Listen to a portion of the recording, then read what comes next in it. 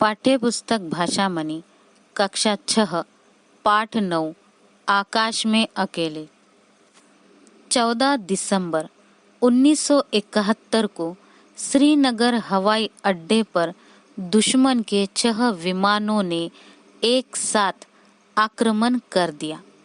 उनका ध्येय था हमारे विमानों का खड़ी हालत में ही विनाश कर देना, जितना अधिक उतना बेहतर। इसलिए वे एक बार डाइव मारकर गोलियों और रॉकेटों से प्रहार करने के बाद फिर ऊपर चढ़ चक्कर लगाकर पुनः डाइव मारते। उन्होंने यही क्रम चालू रखा, जिससे हमारे विमानों की धुनाई हो। उस समय फ्लाइंग ऑफिसर निर्मलजीत सिंह सेखों हवाई अड्डे पर तैयारी की हालत में थे। उस स्थिति में ऊपर कैसे उड़ते?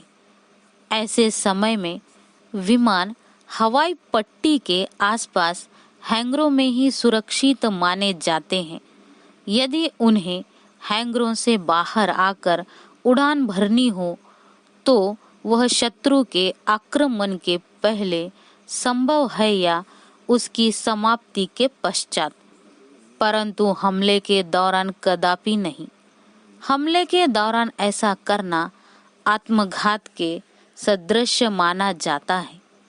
कारण यह है कि हवाई जहाज बटन दबाते ही उड़ान नहीं भर सकता।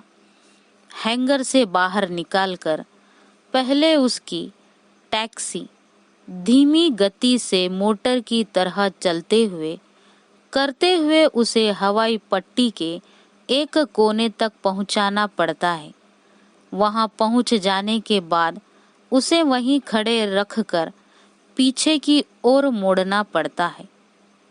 फिर रनवे की ओर मुंह करके खड़ा करना होता है। फिर उसी स्थिति में खड़े खड़े जहाज के इंजन को स्पीड दी जाती है। उचित स्पीड मिल जाने पर विमान रनवे पर ही सरकना शुरू करता है। फिर गति पकड़ता हुआ अंततः हवा में उड़ना शुरू करता है। हवाई अड्डे पर शत्रु के विमानों का हमला अकस्मात हुआ।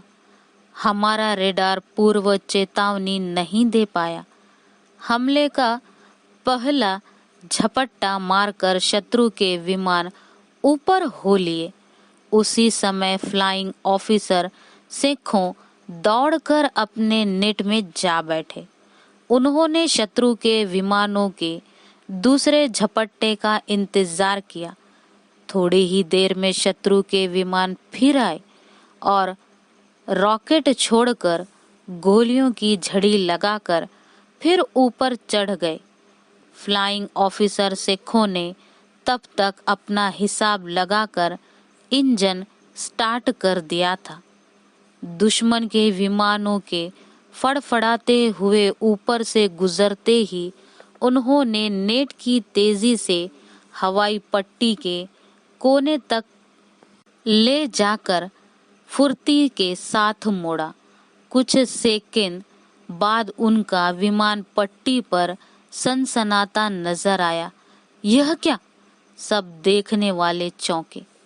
दुश्मन के 6 आधुनिक विमान सिर पर मंडरा रहे थे और नेट जैसे पुराने ढर्रे के विमान में बैठा एक अकेला जांबाज उनसे लोहा लेने ऊपर जा चढ़ा। ऐसी हिम्मत तो आज तक किसी ने नहीं दिखाई थी। ऐसा जोखिम भरा काम कोई विरला रणबांकुरा ही कर सकता है। अब आकाश में हवाई जहाजों के बीच संघातक युद्ध छिड़ गया। हमारे एक नेट के पीछे लगे दुश्मन के 6 जहाज।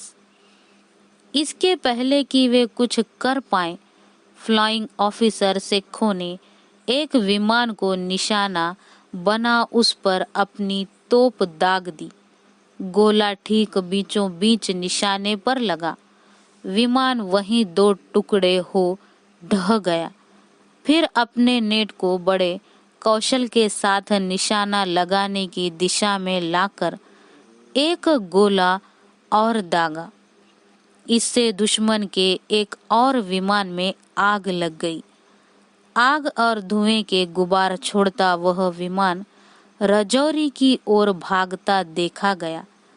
अब रह गए दुश्मन के 4 विमान और हमारा एक अकेला अलबेला।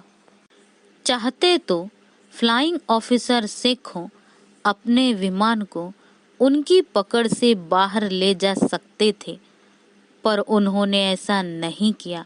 शत्रु के विमानों के साथ और 2-2 हाथ करने के लिए वे वहीं डटे रहे।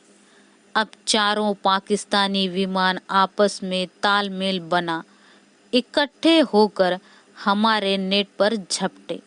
नेट मुड़ने में तेज था, मगर विपक्षी विमानों की सीधे ऊपर चढ़ने की क्षमता कहीं अधिक थी। विमान युद्ध वृक्षों की फुनगियों की ऊंचाई पर होने लगा। आखिर 4 सेबर जेट विमानों के घेरे में आया एक अकेला नेट, और क्या कर पाता? कितनी देर खैर मनाता?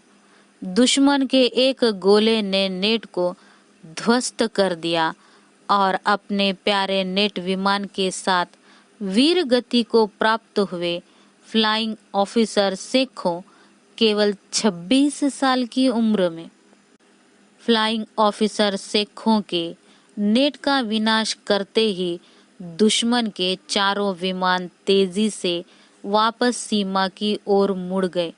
उन्होंने अब न हवाई अड्डे पर आक्रमण किया, न श्रीनगर के अन्य किसी स्थल पर। फ्लाइंग ऑफिसर सेखों के आत्म बलिदान ने दुश्मन को वहीं थाम दिया, साथ ही उसके 2 विमान चकनाचूर कर दिए।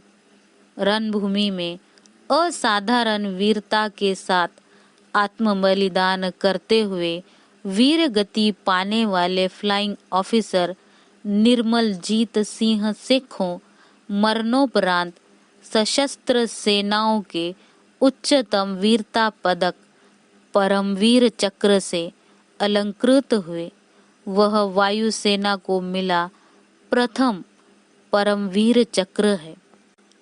लेखक मेजर जनरल सूरज प्रकाश भाटिया।